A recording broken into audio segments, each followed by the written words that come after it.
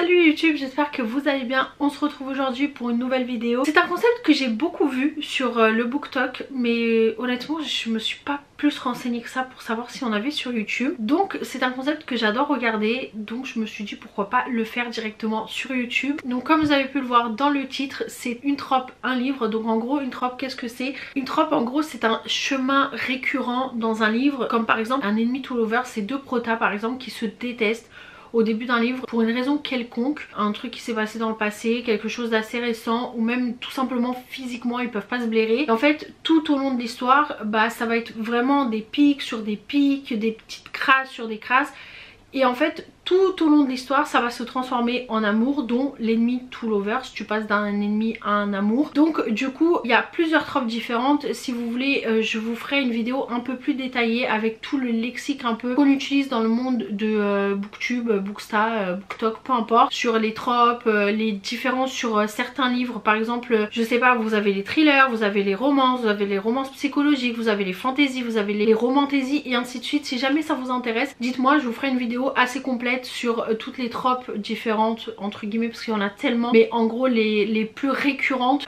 qui existent et celles dont on en parle le plus, et aussi si vous voulez du coup parler des thèmes de livres et ainsi de suite. N'hésitez pas à me dire ça en commentaire et en fonction de ce que vous me dites je vous ferai une vidéo ou non. Mais en tout cas aujourd'hui on va parler de 5 tropes que moi j'adore tout personnellement. Il n'y a pas tout mais en tout cas je vais en faire 5 et si jamais ça vous plaît je vous ferai une partie 2. Et n'hésitez pas aussi à me dire des tropes, et si j'ai lu des livres avec cette trope là je vous en parlerai aussi. N'hésitez pas à me dire tout ça. La première trope c'est la proximité forcée, et pour cette trope là j'ai mis Toxic Elle de Anita Riggins, sortie aux éditions Addictive, que j'ai adoré. Pour ceux qui me suivent vous savez à quel point j'aime ce livre. Franchement là dans cette partie là il y a vraiment que des coups de cœur, genre il n'y a pas en dessous du coup de cœur, c'est vraiment que des coups de cœur. Donc pour cette trope-ci j'ai décidé de mettre Toxic Elle parce que en gros on va suivre Ena qui a été dans une secte avec son frère et sa mère, et en gros une fois qu'elle a réussi à sortir de cette secte, c'est compliqué à dire, en gros elle va aller vivre à Monroe, donc elle va se reconstruire une vie avec un nouvel environnement, une nouvelle école, de nouvelles connaissances et ainsi de suite. Et comme du coup elle n'arrive pas à trouver de travail, elle va commencer à voler, et elle va voler un certain Nasser, mon chouchou, vraiment je l'aime trop d'amour. Donc en gros elle va voler ce fameux Nasser, et en gros il va la cramer, il va lui dire tout simplement ma cocotte, je t'ai vu, je t'ai cramé, donc tu vas venir travailler pour moi. Donc une proximité va se forcer entre les deux parce qu'il va un peu la forcer à travailler pour lui, donc c'est ce qu'elle va faire et ça va se transformer en une amourette. Mais c'est un livre quand même assez enfin si c'est compliqué, il y a des plot twists, et c'est surtout ça va parler de dark web, ça va parler de violence, de combat clandestin, plein de sujets assez compliqués de base mais qui ont été super bien amenés dans ce livre, et j'ai beaucoup aimé parce que ça part pas du tout en fouillis. Parce que quand j'ai vu ça parle de secte, de dark web, de combat clandestin, c'est un peu sombre et tout, je me suis dit oh là là dans quoi je m'embarque, je sais pas. En plus moi je connaissais pas encore trop la plume d'Anita, j'avais lu qu'un livre d'elle qui a été un réel coup de cœur, mais c'était un livre de Noël. Donc quand j'ai commencé à lire ça je me suis dit oh là là dans quoi je vais me lancer, et franchement ça a été un réel coup de cœur parce que c'est super bien écrit, super bien amené, les sujets sont vastes mais ils sont bien décrits, ça part pas dans tous les sens, ça dit vraiment en fait ce qu'il faut dire, il n'y a pas besoin de s'étaler, c'est vraiment c'est assez précis. Enfin je sais pas trop comment vous dire ça, mais c'est pas du tout un truc où on en perd la tête parce qu'il y a trop de thèmes, trop de sujets et tout. Donc franchement j'ai adoré ce livre et c'est celui que j'ai choisi pour cette trope là. Dites-moi vous au fur et à mesure de la vidéo quel livre vous aurez mis pour chaque trope que je cite. Ensuite la deuxième trope c'est la trope mariage arrangé. Et j'ai lu qu'un seul livre, et franchement le coup de cœur de ma vie, c'est le dernier livre que j'ai lu en plus. C'est Un printemps pour te succomber de Morgane Moncombe, sorti aux éditions Hugo Roman. Que dire à part que waouh, ce livre, waouh, regardez-moi ça, la tonne de post-it. J'ai défoncé une palette de post-it tellement j'ai adoré ce livre. Vraiment j'ai pris du temps à le lire, je l'ai savouré mais comme jamais, j'ai adoré. Alors déjà c'est la trope mariage arrangé, c'était la première fois que je lisais un livre dans cette trope là parce que je sais pas, c'est pas une trope qui m'a tirée plus que ça parce que je me dis ouais je sais pas, je trouve ça un peu chelou et tout. Et au final mais mon dieu, mais pourquoi on m'a pas prévenu que c'était fantastique, genre j'ai adoré.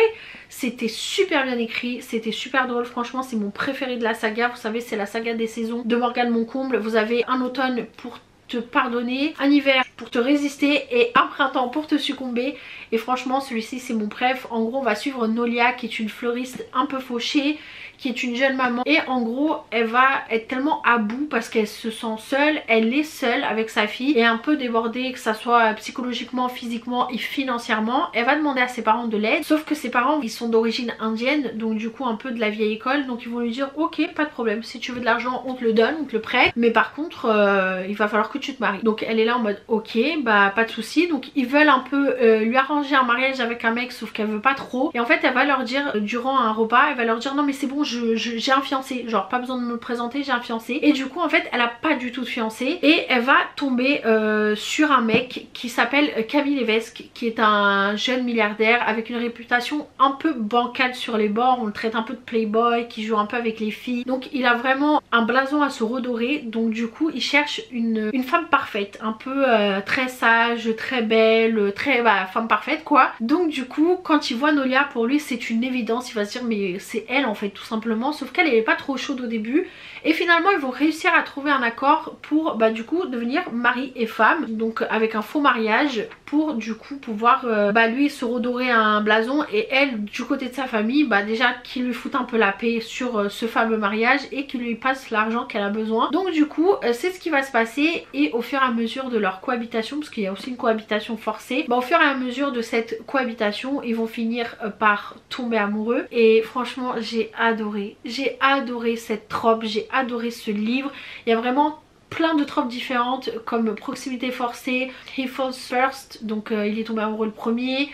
Il y a aussi proximité forcée, mariage arrangé, mère célibataire. C'est plein de tropes que j'ai découvertes et que j'ai adoré. Vraiment j'ai surkiffé ce livre. C'est une pépite, je vous le conseille à 10 000%. Déjà la saga je vous la conseille à 10 000% parce qu'elle est juste géniale, mais celui-ci c'est vraiment une pépite de ouf. Vous n'allez pas être déçus, j'ai adoré, vraiment j'ai adoré. Tout était beau, tout était parfait. Ça se passe à Amsterdam en plus pendant le printemps. Tout était bien, vraiment lisez-le, tout était bien. Ensuite la troisième trope que j'ai choisie pour cette première partie, c'est la trope Small Town, donc petite ville. Je n'avais jamais lu, à part si je peux mettre Cœurs et âmes dedans, parce que ça se passe quand même dans une petite ville en bord de mer et tout, mais je sais pas, là je l'ai senti 1000 fois plus. En gros c'est Tempête du Sud de Brittany Chéri, sorti aux éditions Hugo Poche. Franchement ça a été un coup de cœur, mais un coup de cœur les gars. Je l'ai lu en une journée et demie encore, vraiment en une journée et demie encore. C'était tellement bien, c'était tellement beau, c'était poétique. Vraiment j'ai adoré ce livre. S'il y a juste un tout petit truc que je dois dire, c'est il y a peut-être 2 scènes de smut, 2 ou 3, je sais plus trop. En fait je les ai trouvées assez brutes, assez cash, genre c'est pas du tout descriptif ou quoi qu'est-ce, mais j'ai trouvé ça quand même assez brut pour la plume que c'est. Tout au long de ce livre en fait c'est rempli de douceur, de délicatesse, de beauté, de poésie et tout. Et pendant les scènes de smut, vraiment pas expressif du tout, mais genre au moment où ça parle de ça, j'ai trouvé que c'était assez cash, genre j'étais en mode waouh qu'est-ce qui se passe, genre c'était beau et là d'un coup on sort des mots, je comprends pas.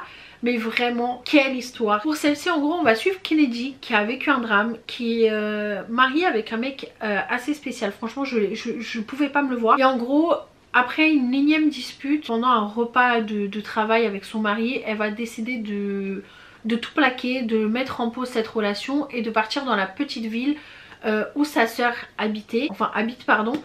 Et du coup elle va retrouver sa sœur parce qu'elle s'était aussi un peu éloignée de sa sœur suite au drame qui lui est arrivé dans sa vie. Et en gros sa sœur elle l'accueille les bras ouverts, elle est super contente de la retrouver parce que voilà ça reste sa petite sœur, elle lui a manqué et ainsi de suite. Donc elle va se retrouver dans cette petite ville à redevoir se recréer une vie, parce que clairement elle a mis toute sa vie de côté avec son mari pour se recréer une vie parce qu'elle en pouvait plus. Et en fait elle va tomber sur le mouton noir de la ville qui s'appelle Jax, un mec que les gens l'aiment parce qu'il est très serviable, très gentil, mais il est assez bourru, toujours grincheux et ainsi de suite, donc personne n'ose trop l'approcher mis à part pour des situations professionnelles. Et du coup genre elle en fait elle va voir en lui une douceur et lui va voir en elle une détresse et une tristesse qui va essayer de l'aider à surmonter. Et en fait l'histoire est trop belle. J'ai pas trop envie d'en dire parce que moi au début quand j'ai lu le résumé il n'y a pas écrit derrière, donc quand je l'ai su j'ai dit oh trop mimes. mais du coup genre j'ai pas envie de trop en dire parce que c'est pas écrit dans le résumé, donc ça serait vous spoil une partie de l'histoire. Mais en gros il y a vraiment une histoire qui se crée entre les deux. Il est hyper bienveillant avec elle, il est hyper comment dire, genre elle a beaucoup de traumatismes, elle a vécu beaucoup de choses compliquées dans sa vie, lui aussi d'ailleurs, vraiment. Et en fait tous les deux vont s'aider mutuellement dans cette petite ville trop mignonne, entourée de champs de marguerites. Genre c'était beau, vraiment c'était beau, c'était doux, c'était mignon, j'ai adoré, avec une partie de pas sombre, mais genre voilà, ils ont vécu quand même un passé assez douloureux et on va le voir tout au long de l'histoire. On va apprendre certaines choses, on va avoir des révélations à la fin de l'histoire où on est là en mode mais quoi, le pauvre, genre il a vécu toute sa vie avec un poids sur la conscience. Vraiment c'était... je sais pas quoi vous dire, vraiment j'arrive même pas à trouver mes mots parce que ça faisait tellement longtemps que j'avais pas ressenti autant d'émotions, autant de tristesse, autant de tout en fait. Tout s'est mélangé dans ma tête quand j'ai lu ce livre parce que c'était beau, c'était poétique, c'était super bien écrit, super bien amené. Je sais pas, j'ai adoré ce livre. Je sais pas, ça a l'air hyper bancal ce que je suis en train de dire, mais j'ai même pas les mots pour vous décrire à quel point j'ai aimé ce livre. J'ai trouvé tout simplement magnifique, donc vraiment je vous le conseille à 10 000%. Et vraiment j'ai ressenti vraiment ce truc de petite ville et j'ai adoré, c'était trop mimes, donc foncez l'acheter s'il vous plaît parce qu'il est trop bien. J'ai hâte de continuer cette saga parce que c'est une saga de 4 tomes, j'ai trop hâte de lire le reste. Ensuite, Friends to Lovers, en gros ils étaient amis et ils deviennent amoureux. Alors pour cette trope, franchement ça a été trop dur de le caser dans une seule trope, mais je me suis dit pour pouvoir le caser, en parler et pouvoir laisser la chance aux autres, je vais le mettre dans cette trope là. Donc j'ai choisi My Missing Piece, le tome 1 et le tome 2, mais bon on va parler plus du tome 1, mais les deux tomes il faut les lire, genre je pense que ça se voit à quel point je les ai aimés. En gros c'est My Missing Piece de Acacia Black, sorti aux éditions Nisha etc. l'année dernière déjà. Mon bébé, l'amour de ma vie, les meilleurs livres que j'ai lus de toute ma vie, genre j'ai adoré ces livres, vraiment un coup de cœur oufissime pour ce livre. C'était beau, c'était tout. Genre j'ai adoré vraiment, je sais pas quoi vous dire mis à part que waouh, foncez, ils sont juste géniaux, j'ai adoré, j'ai en effet une propagande et je continuerai toute ma vie à en faire. En gros on va suivre Luna et Liam qui étaient meilleurs amis d'enfance, ils sont connus, ils sont devenus meilleurs amis. Ils ont eu une petite amourette de jeunesse et en fait du jour au lendemain il s'est passé un drame dans la vie de chacun, sauf qu'en fait ils sont pas au courant.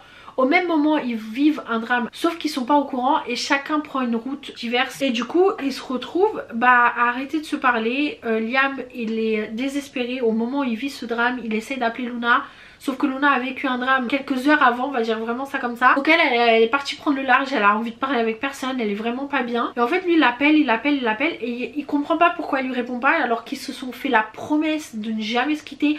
Peu importe ce qui se passe, peu importe la distance ou quoi qu'est-ce, d'être toujours là l'un pour l'autre. Et en fait là, ni lui est là pour elle, ni elle est là pour lui, alors qu'ils savent même pas ce qui s'est passé. Donc du coup, ils finissent par se perdre de vue pendant 7 ans. Et au bout de 7 ans, ils se retrouvent à New York parce que Luna a postulé dans un label de musique. Et en gros, le PDG de ce label de musique n'est autre que Liam. Ils vont se retrouver. Et en fait, dès le moment où ils se retrouvent, on sent qu'il y a eu du vécu. On sent qu'ils se sont énormément aimés, on sent qu'ils se sont énormément détestés, mais on sent que malgré tout ça l'amour est toujours là. Et genre je sais pas comment vous dire et comment vous le décrire, mais c'était tellement bien écrit que moi c'est vraiment comme ça que je l'ai ressenti. Au moment où ils se sont vus, je me suis dit waouh, tu sens qu'il y a eu un passif de ouf entre les deux, que ça soit bon ou mauvais, mais on sent qu'ils s'aiment toujours. Donc ils vont se faire des crasses parce que forcément ils sont devenus ennemis. Donc ils vont se faire des crasses, lui il a qu'une envie, c'est de la renvoyer parce qu'il veut pas se la voir dans les pattes, surtout que c'est assez douloureux pour lui. Sauf que madame elle a un contrat en béton, donc impossible pour lui de la virer. Donc ils sont obligés de travailler ensemble, donc proximité forcée. Donc du coup en fait tout le long du livre ils vont se chamailler, mais en fait Liam est tellement bienveillant. Il y a quand même des thèmes assez compliqués à lire, donc à savoir. Mais genre la fin, j'étais sur le que je m'y attendais absolument pas. Je me suis dit mais c'est quoi cette fin de dingue. Dites-vous qu'après 700 pages j'ai enchaîné direct avec 600 pages. La même histoire, les mêmes personnages. Et franchement j'en avais pas assez. Quand j'ai terminé le tome 2 je me suis dit quoi, que ça pour une histoire, je peux pas. Non. J'en veux plus, j'en veux encore. Je les aime d'amour. Vraiment cette relation, cette histoire, tout ce qui s'est passé, comment ils se sont perdus de vue, comment ils se reconstruisent, comment ils s'entraident.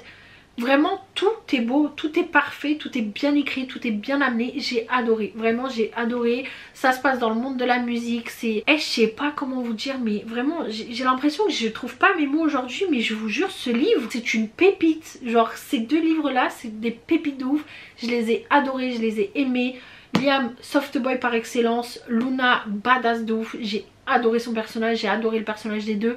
Les personnages secondaires, je les ai surkiffés. Franchement, c'est rare d'avoir un livre déjà assez complet comme ça, où même les personnages secondaires vous restent dans le cœur. Moi vraiment, j'ai adoré, parce que même les personnages secondaires ont une place. Ils ont quelque chose à apporter à l'histoire, et j'ai trouvé ça oufissime. Genre vraiment, c'est waouh. Genre, je sais pas comment vous dire. Matt, l'amour de ma vie, je l'ai adoré, je l'ai aimé. C'était ouf, genre vraiment tout est ouf dans ce livre, tout est ouf. Le déroulé, l'histoire, l'intrigue, le plot twist, tout, genre vraiment s'il vous plaît, lisez-les. Tout ce que je vous ai montré, il faut les lire. Vraiment c'est des dingueries, genre ces livres c'est des dingueries. Et ensuite c'est Seconde Chance, pareil, je savais pas trop où le caler, je me suis dit bah pourquoi pas Seconde Chance, parce que c'est vraiment l'histoire de Kenna, c'est d'avoir une deuxième chance. Je trouve que c'est vraiment la conclusion parfaite de ce livre. C'est Reminders of Him de Colleen Hoover, donc autrice problématique, sachez-le. J'ai chialé mes morts, vraiment j'ai chialé mes morts avec ce livre. C'était waouh, c'était beau, c'était bouleversant, c'était inquiétant, genre vraiment j'en pouvais plus. Je lisais ce livre, j'en avais la chair de poule, j'avais l'impression d'entendre la meuf en détresse, c'était ouf. Alors ce livre aussi, on va suivre Kenna qui a commis une faute irréparable et elle se retrouve à aller en prison pendant 5 ans. Et une fois qu'elle est en prison, elle découvre qu'elle est enceinte, et normalement quand c'est comme ça, les mamans peuvent garder leurs enfants après l'accouchement dans la cellule ou quoi, ou ils peuvent demander des sorties un peu avancées, je sais pas trop comment on dit ça. Sauf que elle, malheureusement, sa peine est assez lourde et elle va même pas avoir le temps de voir sa fille pendant l'accouchement, parce qu'il va se passer un petit truc, rien de fou. Mais genre sa fille va être emmenée assez rapidement, donc ça veut dire qu'elle ne sait même pas à quoi elle ressemble. Elle sait même pas quelle est la couleur de ses cheveux, quelle est la couleur de ses yeux. Elle sait pas, elle sait rien de sa fille. Donc du coup elle va vivre ces 5 ans enfermée en prison avec une seule idée en tête, de quand elle sort, elle veut retrouver sa fille. Genre même si c'est pour la voir ne serait-ce que 5 minutes, elle veut savoir à quoi elle ressemble, elle veut la voir. Si elle peut intégrer sa vie, tant mieux. Si elle peut pas, elle veut juste la voir. Donc elle va retourner dans cette ville où sa fille est actuellement gardée par 2 personnes. Sauf que bah, ces 2 personnes veulent absolument pas voir Kenna en peinture. Et du coup bah en fait elle va essayer de tout faire pour la retrouver, sauf que tout le monde va lui mettre des bâtons dans les roues. Et dès qu'elle arrive dans cette fameuse ville, on sait pas à quelle ville c'est parce que ça n'a jamais été dit. Genre ça laisse le mystère, voilà. C'est assez drôle, franchement j'ai trouvé ça bien que pour une fois on sait pas où ça se passe. Donc du coup en fait la première chose que Kenna fait en arrivant dans cette fameuse ville, c'est d'aller à un endroit où elle avait l'habitude d'aller avec une personne. Sauf qu'en fait c'est plus du tout une librairie dans laquelle elle avait tendance à aller. En fait c'est devenu un bar. Donc la première réflexion qu'elle se fait, c'est quel genre d'énergumène fait ce genre de choses, qui remplace une librairie par un bar. Genre je ne comprends pas. Et cet énergumène, ce n'est autre que Ledger.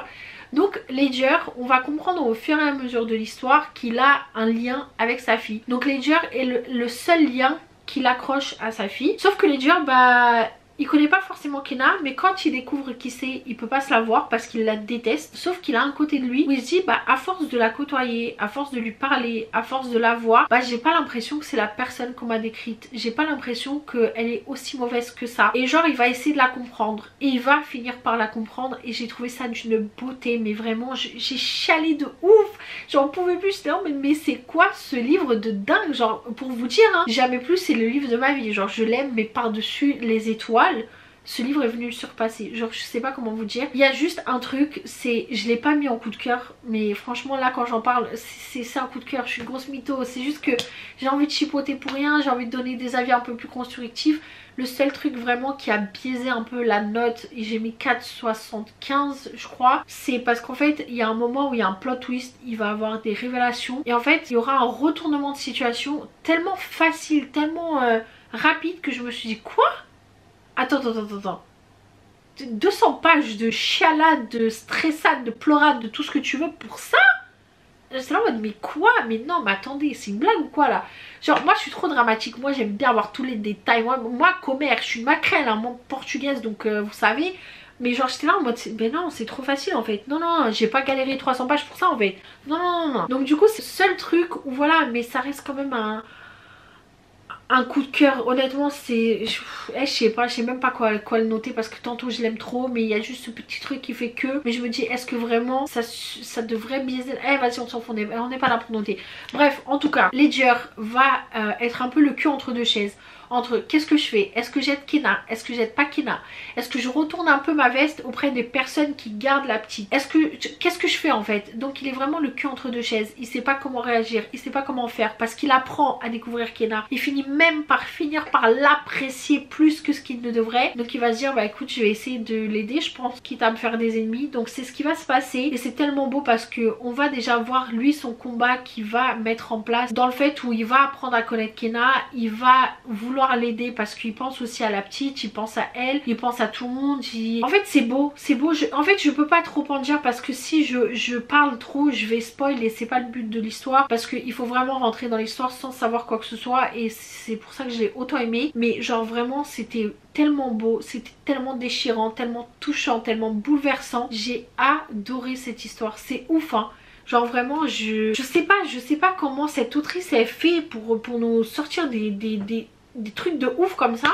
Je comprends pas. À chaque fois que je lis un de ses livres je suis là en mode oh waouh, truc de ouf. Truc de ouf, vraiment. Je sais que c'est une autrice problématique mais je l'aime trop, vraiment je l'aime trop. J'adore son travail, j'adore sa manière d'écrire, j'adore sa manière de raconter des histoires, c'est oufissime, elle est géniale, vraiment j'aime trop. Au pire acheter ses livres sur Vinted en seconde main, j'en sais rien, mais s'il vous plaît lisez ses livres, c'est oufissime, vraiment ce livre waouh. Je sais pas, je suis encore tout émoustillée alors que je l'ai lu il y a 3 mois. Mais bon bref c'est pas grave. En tout cas voilà c'est tout pour moi. Si jamais ça vous dit je vous ferai une partie 2 parce que j'ai d'autres livres, d'autres tropes à vous présenter si vous voulez. Je peux même faire d'autres livres mais avec les mêmes tropes, ça me dérange pas. J'en ai d'autres aussi à vous présenter si vous souhaitez. Dites-moi en commentaire ce que vous aurez mis selon les tropes que je vous ai présentés, ça m'intéresserait de savoir. Peut-être ça me donnera envie de les découvrir aussi. Mais en tout cas voilà c'est tout pour moi. J'espère vraiment que cette vidéo vous a plu. Si c'est le cas n'hésitez pas à la liker, à la commenter, à vous abonner à la chaîne. Je poste une vidéo chaque dimanche à 17 h sur la chaîne, s'il n'y a pas de problème entre temps, mais normalement non. Mais voilà en tout cas j'espère vraiment que ça vous a plu. N'hésitez pas à me rejoindre aussi sur les réseaux sociaux, surtout sur Insta, je suis hyper présente sur Insta. Donc voilà c'est tout pour moi, je vous fais des gros bisous et je vous souhaite d'excellentes lectures et à dimanche prochain pour une nouvelle vidéo. Bisous.